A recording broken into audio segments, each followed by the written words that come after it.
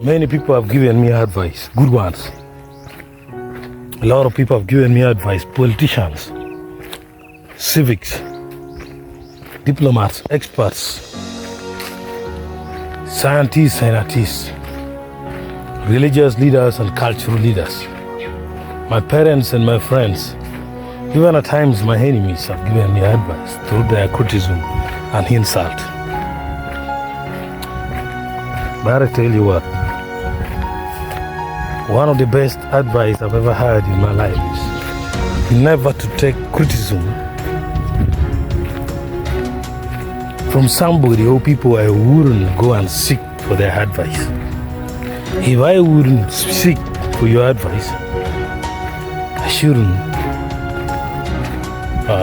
take criticism from you.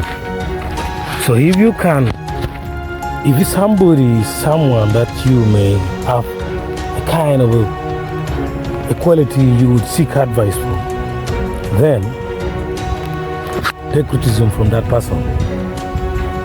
But if that person is a kind who